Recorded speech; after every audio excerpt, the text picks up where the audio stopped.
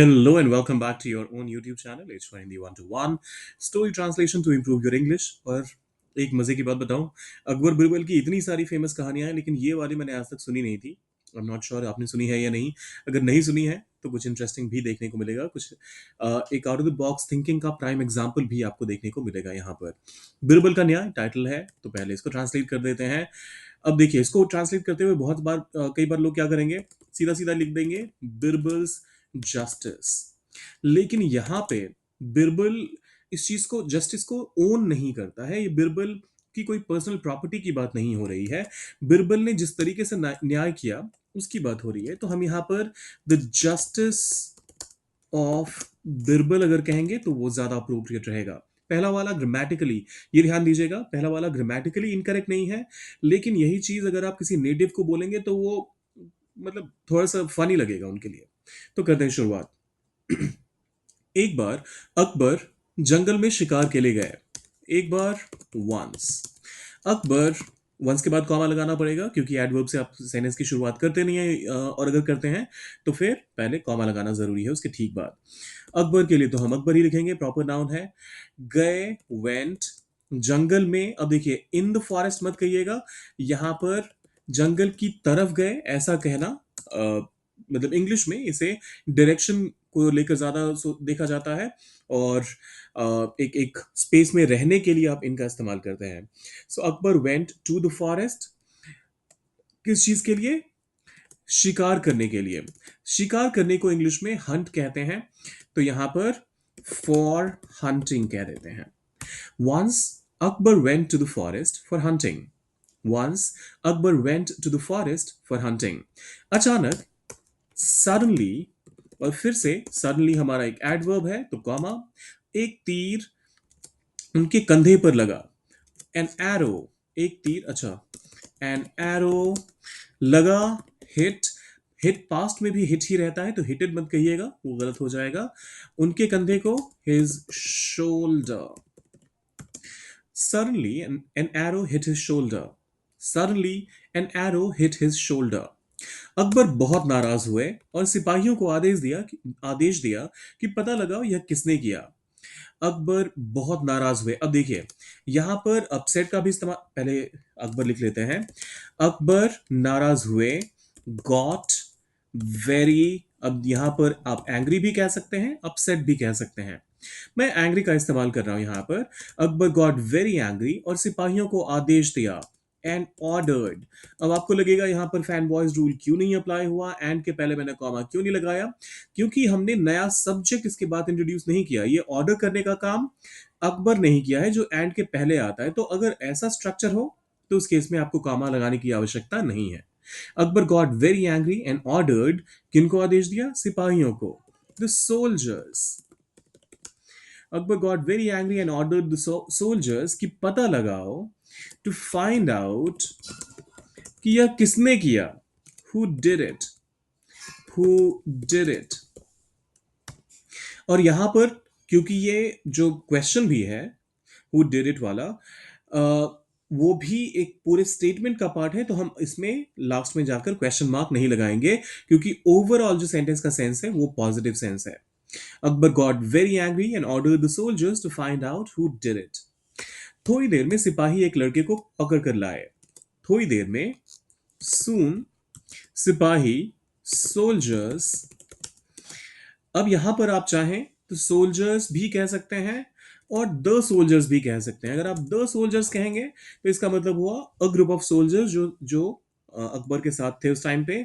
और अगर आप सोल्जर्स कहेंगे तो आप स्पेसिफिक नहीं हो रहे हैं, लेकिन वो सेंटेंस की एक्यूरेसी पे या फिर ग्रामर पॉइंट ऑफ व्यू से जो करेक्ट है या नहीं, उस पर कोई सवाल नहीं आएगा उसकी वजह से।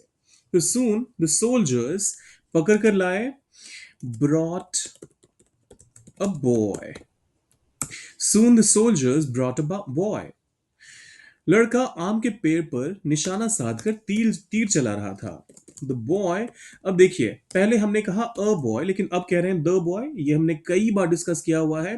पहली बार ये लड़का अनजान था, हमें नहीं पता था किस लड़के की बात हो रही है, लेकिन अब ये क्लैरिटी हमें मिल चुकी है कि यहाँ पर जिस लड़के को ये लोग पकड़ कर लाए हैं उसी लड़के की बात हो रही है कि वो लड़का क्या कर रहा था, आम के पेड़ पर निशाना साधकर तीर चला रहा था। The boy was aiming arrows. The boy was aiming, निशाना लगा रहा था। और किस चीज से निशाना लगा रहा था? तीरों से। सो एरोज, एरोज। और आम के पेड़ पर, at the mango tree. The boy was aiming arrows at the mango tree. उसका मकसद सिर्फ आम गिराना था, किसी को चोट पहुंचाना नहीं था। हिज इंटेंशन, मकसद के लिए आप इंटेंशन वर्ड का इस्तेमाल करते हैं। हिज इंटेंशन वॉज ओनली, सिर्फ, वॉज ओनली, आम गिराना था। टू गेट मैंगोज, यहां पर टू ड्रॉप मैंगोज मत कहिएगा। आपके हाथ में अगर कोई चीज है, आप उसे ड्रॉप करते हैं, तो वहां पर ड्रॉप वर्ड अप्रोप्रिएट रहेगा। लेकिन यहां पर आम गिराने का मतलब क्या है? कि वो आम गिराकर वो प्राप्त करना चाहता था, वो अपनी टोकरी में भरने के लिए या किसी भी पर्पज से। तो यहां पर हम कहेंगे was only to get mangoes, किसी को चोट पहुंचाना नहीं। तो not, अरे mangoes, not to hurt anyone. His intention was only to get mangoes, not to hurt anyone. सिपाहियों ने बताया कि तीर गलती से अकबर को लग गया। The soldiers, बताया, told अकबर, अच्छा यहाँ हाँ लिखा हुआ तो है। सिपाहियों ने अकबर को बताया। द सोल्जर्स टोल्ड अकबर कि तीर गलती से उन्हें लगा। So the arrow accidentally, told Akbar that the arrow accidentally hit him. The soldiers told Akbar that the arrow accidentally hit him. Akbar को बहुत, अरे यहाँ गलत क्यों दिखा रहा है ये? अच्छा, एक्सीडेंटली। ओके, अकबर को बहुत गुस्सा आया। Akbar became very angry. Okay, अब देखिए, Akbar got very angry, Akbar became very angry, ये तो है ही। अकबर बिकेम फ्यूरियस कह दीजिए यहां पर। बहुत, हर बार आप वेरी का ही इस्तेमाल कब तक करते रहेंगे? तो कुछ नया भी सीखना पड़ेगा आपको। वेरी एंग्री के लिए आप फ्यूरियस वर्ड का इस्तेमाल करते हैं। So Akbar became furious. उन्होंने कहा, इसे पेड़ से बांध दो और इसी पर तीर चलाओ, जैसे इसने किया था। उन्होंने कहा, ही सेड, कॉमा और कोट्स, इसे पेड़ से बांध दो। Tie him with the tree. अब देखिए, tie him with the tree, ये सुन के आपको, जितना भी पेड़ के साथ बांध दो, ये सुन के आपको ऐसा लग रहा होगा। लेकिन जिस किसी भी चीज को बांधने की बात आती है, उसके साथ आप हमेशा टू का इस्तेमाल करते हैं। तो tie him to the tree का इस्तेमाल कीजिए। तो tie him to the tree and, इसी पर तीर चलाओ। एंड शूट, अरे shoot the arrows, shoot the arrows at him, इसी पर, जैसे इसने किया था। Just like he did, just like he did, full stop और कोट्स बंद। अब यहां पर ये ध्यान दीजिएगा, tell him, sorry, tie him to the tree and shoot the arrows at him just like he did. यहां तक तो ठीक था, लेकिन यहां अगर आप कॉमा नहीं लगाएंगे तो फिर ये पंक्चुएशन एरर हो जाएगा। Tie him to the tree and shoot arrows at him, ये अपने आप में एक थॉट है। और जस्ट लाइक ही डिड, ये एक अलग थॉट है। तो यहां पर इसके बीच में एक कॉमा आना जरूरी है, बेशक कंजंक्शन ना हो तब भी। तभी बीरबल ने बीच में आकर अकबर को रोका। तभी, तभी के लिए आप यहां पर जस्ट देन का इस्तेमाल कर सकते हैं। अगर आप देन कह देंगे तो इसका मतलब हो जाएगा उसके बाद, मतलब ये घटना हो जाने के बाद, लेकिन उसी टाइम पे, जस्ट देन। बिरबल ने बीच में आके अकबर को रोका। बिरबल, अच्छा, बीच में आने के लिए आप स्टेप्ड इन का इस्तेमाल कर सकते हैं। या फिर कह सकते हैं Birbal interfered.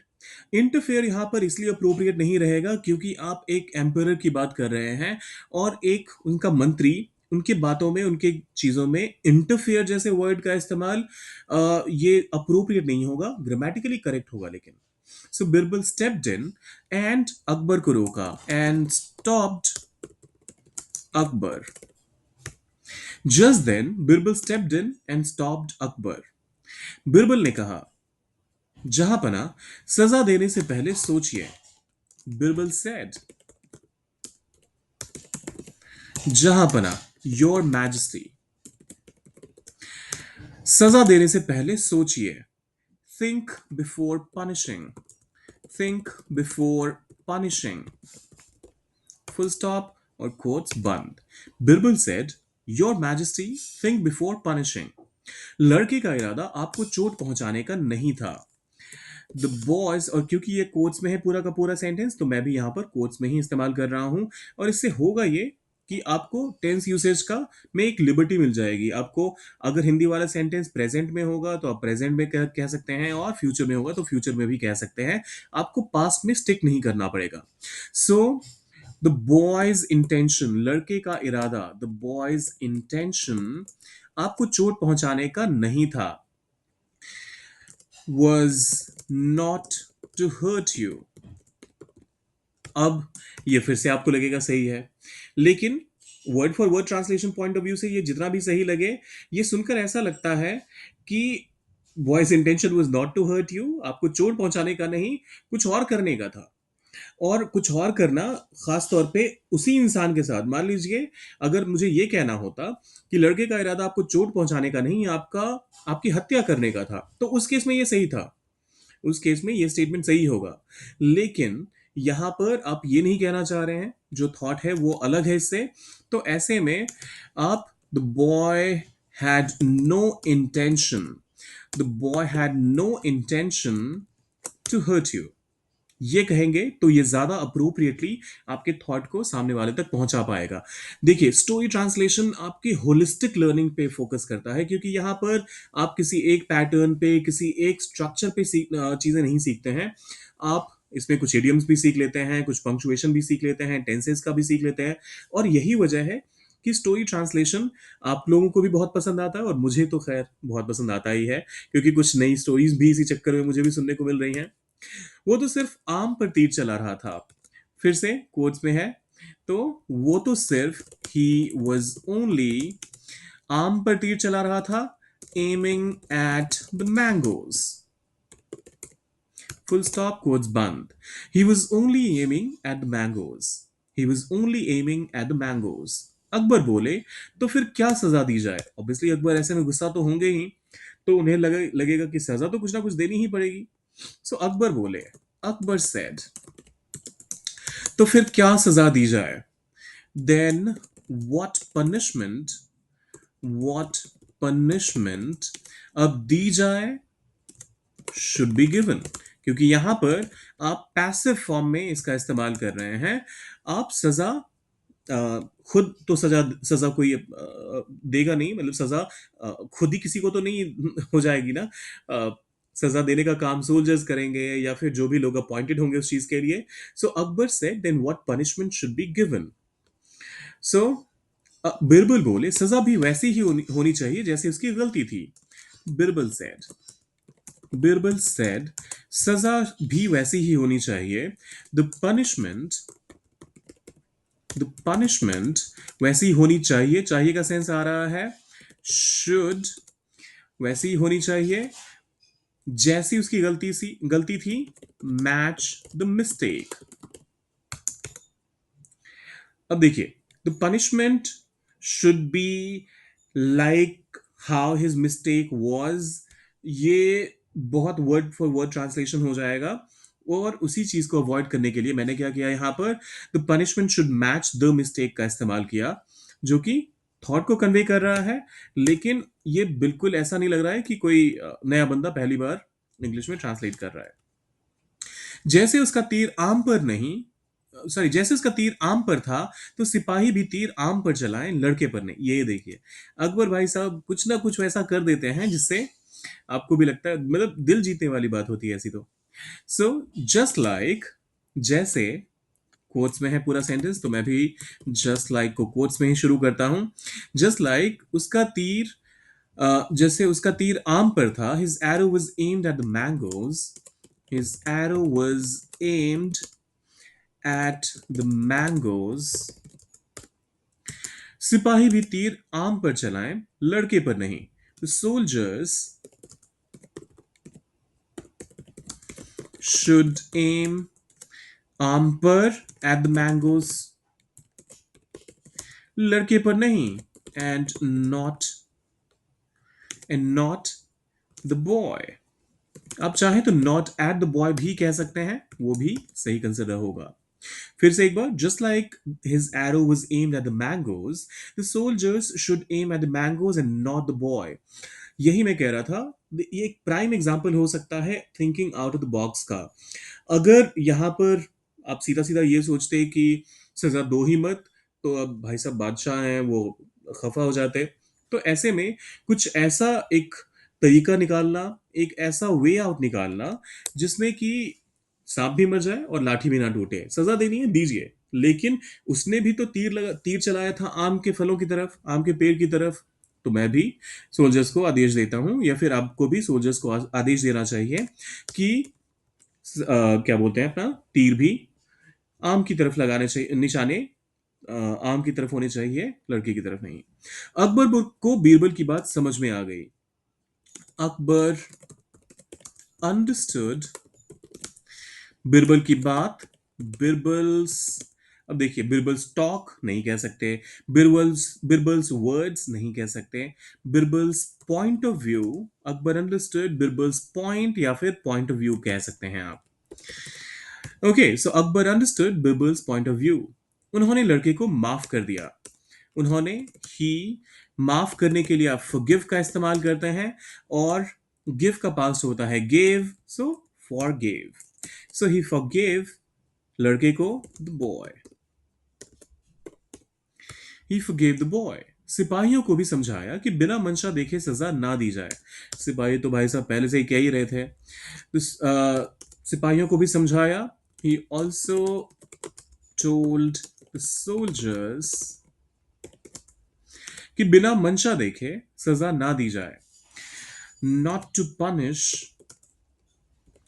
not to punish without, बिना मंशा देखे तो without understanding the intention, without understanding the intention.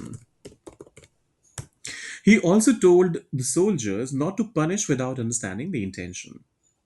चलिए, कहानी यहां पर होती है खत्म. अगर आपको अच्छी लगी तो लाइक जरूर कीजिएगा, सब्सक्राइब और शेयर भी करना है. कोई और ऐसी कहानी अगर आपके जहन में है जिसका आप इंग्लिश ट्रांसलेशन देखना चाहेंगे तो वो भी लिखिए कमेंट में, और जाने से पहले सब्सक्राइब, लाइक और शेयर करके जाइएगा. मिलते हैं जल्दी.